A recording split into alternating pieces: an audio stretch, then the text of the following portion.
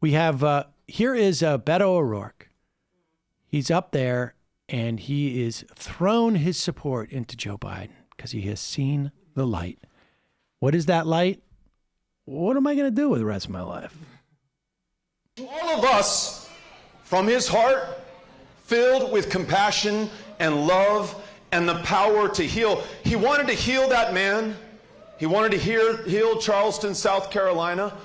But as someone who lives in El Paso, Texas, which saw another white nationalist rampage where 22 people were killed solely based on their ethnicity, on the color of their skin, on their country of national origin, I felt Joe Biden healing us. At a time that this country is so polarized, so deeply divided, we need somebody who can bring us together and heal us. We need somebody who can reestablish the moral authority of the United States. We need somebody who will fight for democracy here and abroad, because democracy is under attack here and abroad. We need Joe Biden. Wow, that's pretty rousing stuff. We're going to return to decency in this country. That should be, I mean, I don't even know, like, you know.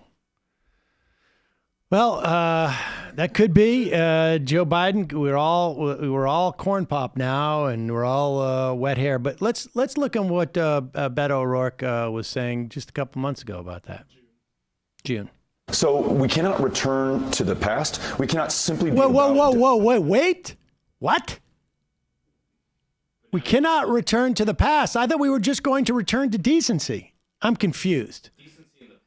So we cannot return to the past. We cannot simply be about defeating Donald Trump. We've got to bring everyone into this democracy to make sure that in the most ambitious, aspirational way possible, we confront the greatest challenges that we've ever faced. Comprehensive immigration reform, freeing dreamers from any fear of deportation, fully taking on climate change before it is too late, and the most ambitious set of proposals that has been produced by a single candidate. Healing our democracy so that it truly reflects the genius and the will of this country. And then yesterday we announced an ambitious set of proposals to protect LGBTQ Americans from discrimination and intolerance in this and in any administration. So is Joe Biden a return to the past? He is. And that cannot be who we are going forward. We've got to be bigger. We've got to be bolder. We have to set a much higher mark and be relentless in pursuing that. Yeah, I mean, it was very on point then. Again, I'm really sorry. I thought I locked the basement door securely, and then he got out. I don't know what happened. That's what happens when you don't stock up the pizza rolls. But look, listen, you're going to find this with every candidate in a race, and they always do this. But the what I think I'm really struck by is less that we can go back and find criticism of Joe Biden from these candidates, but that we can find direct criticism of the proposition of that candidacy, right? Like, look, Elizabeth Warren says about Sanders, like, he hasn't done as much in the Senate as, you know, as he should have, or something like that. It's not the case. I think Sanders answered that quite compellingly, but when if she ultimately endorses him, it's not going to be a function of like, and he's, you know, he has got a record of legislation is going to be about his vision. It's going to be about, you know, like the central premise of his campaign. We just saw Beto praise Joe Biden for the very thing that he criticized him for before, which is that Joe Biden does not have a vision of the future. It is only Joe Biden has a vision of a past that literally led us into our present, not one that like is so far down in the past, so buried that it's hard to find, like one where it's almost like a one-way street, like a direct route. It's actually not even, you know, there's no intersections in there. It's like you go from one light to the next light. It's a straight line. That's what brought us here, was Joe Biden's sense that, like, if we just act polite with each other, I'll be able to deal with it. The Republicans returned to normalcy. They said that multiple times during the Obama administration, and they never deployed the proper politics to prevent what has happened now.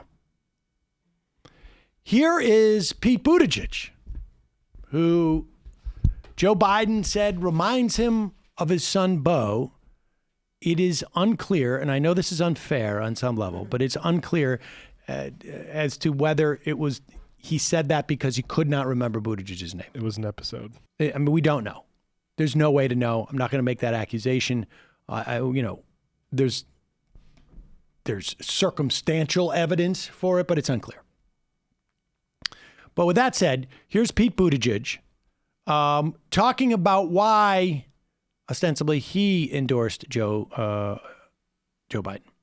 You know, when I ran for president, we made it clear that the whole idea was about rallying the country together to defeat Donald Trump and to win the era for the values that we share. And that was always a goal that was much bigger than me becoming president. And it is in the name of that very same goal that I'm delighted to endorse and support Joe Biden for president. Oh, you get a back rub.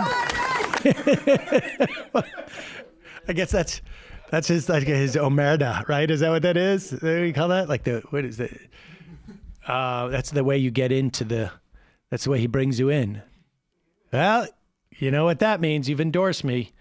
I get to give you a back rub. That is the way that we do this. In fact, it's the case of anytime somebody goes on there. Here is Pete Buttigieg back in September. My difference with the vice president is that I also don't think promising that we're going back to normal is going to be a message that'll hit people well, certainly where I come from in the industrial Midwest. There are a lot of people who voted for this current president, not because they think he's a good guy, but because normal wasn't working for them and they were ready to more or less vote to burn the house down. If all we have to offer is hey, let's dial it back and go back to what we were doing. If it feels like we're looking to the past, I think that message is going to come up short when we get to Election Day. See, this is the part that scares me about this. Again, this is the part that scares me about this, is that I agree with that critique of Pete Buttigieg. And doesn't seem to be any indication that the Biden people are going to offer anything that's even remotely ambitious. And that's the thing that really, this is the thing that really scares me. Now, I'm not gonna lie. Like I obviously from a political standpoint, I am more aligned with Bernie Sanders' set of policies. But when we're talking about there's a lot of people out there who, like I say, are looking at this as a question of who can win in the general. And the answer is nobody knows for sure. Yes, everybody is guessing. All we have is the evidence that's available to us now. And we just heard Beto. We just heard Pete Buttigieg. Both say during the campaign, put aside what their policies were. From the perspective of who can win in the general, they both said a return to some notion of what was normal or a return to what predated Trump. The restoration. The restoration, however they want to phrase it, is not going to be sufficient to win. And there's every bit of evidence to suggest that that is the case. Look, you want to ask the question, what is the evidence as to who can win? If you look at the polling, Joe Biden has lower favorables or higher unfavorables than Bernie Sanders. If you look at the polling, something like 56 out of 60 polls show Bernie Sanders beating Donald Trump. Biden, a little bit less.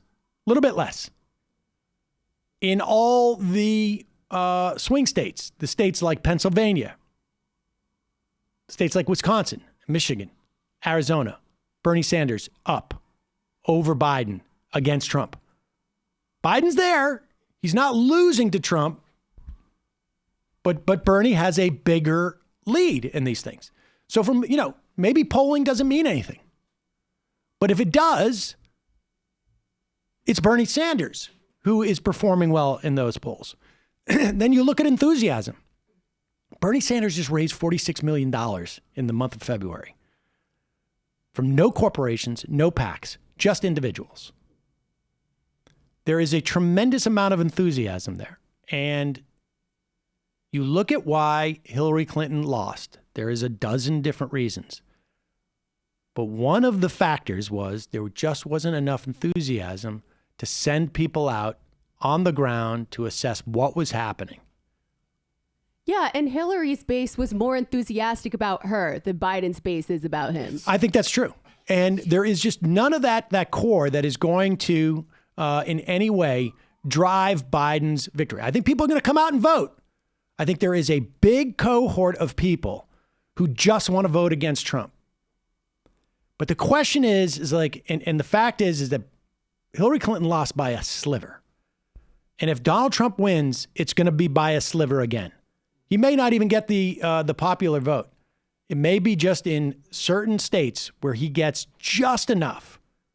5,000, 10,000, 20,000, 40,000, where he just squeaks by. And that's where things like having an enthusiastic base are huge.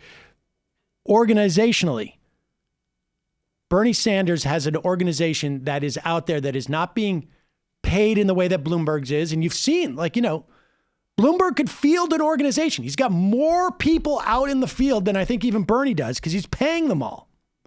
But the fact of the matter, it doesn't work. People have to be inspired by a political campaign.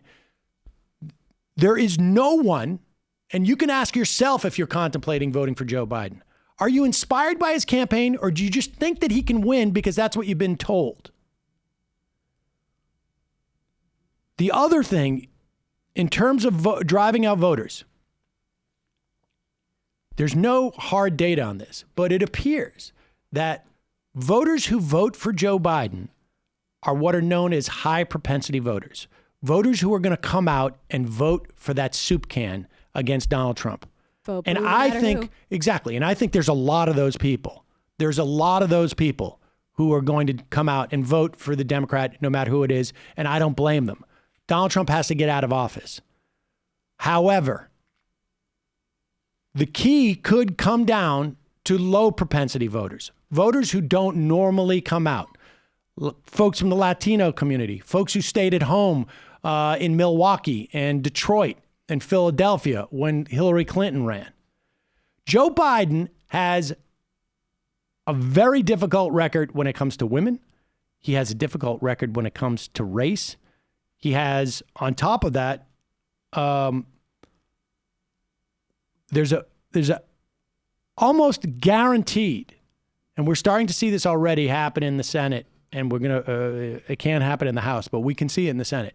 We're going to have months of hearings, fair or unfair, about Joe Biden, about Burisma, about Hunter Biden, about Ukraine. And the point is, Donald Trump is going to use this to keep those low propensity voters from coming out and voting. We've heard a lot of talk that Donald Trump is going to try and make this an election against Bernie Sanders and socialism and whatnot. Bernie Sanders is running on a series of policy proposals. Joe Biden is running on integrity and returning decency to the White House. And there is a ready-made, already teed up issue that will undercut that very basis of his theme. And there is nothing else that Joe Biden has in his arsenal, not just to deal with that, but to add something that goes beyond that. And that is the problem that Hillary Clinton had. She had a great resume, maybe the best resume of anybody ever running for president in the history of the country, frankly. But she ran on that resume, and the one thing that Donald Trump knows how to do is undercut that resume. Not necessarily so that people come and vote for him as opposed to Hillary Clinton, or him as opposed to Joe Biden, but just enough that people are like, I don't know if Joe Biden really is any different from Donald Trump, or I don't know if Joe Biden is really the person he says he is. because he says he's going to restore integrity. But for the past 6 months, I've heard about, Hunter Biden in Ukraine. Now, I'm not saying that's fair, but the reality is that's teed up. And so those are the questions you have to ask yourself as to who is more electable between Bernie Sanders and Joe Biden. Who is Donald Trump going to convince to stay home and not support? And that's really the question. And that's when you go out and vote, if you're looking for somebody who's more electable, you have to ignore a lot of things about Joe Biden. You have to ignore a lot of things about Joe Biden to believe that he's more electable than Bernie Sanders. That's just the reality of it.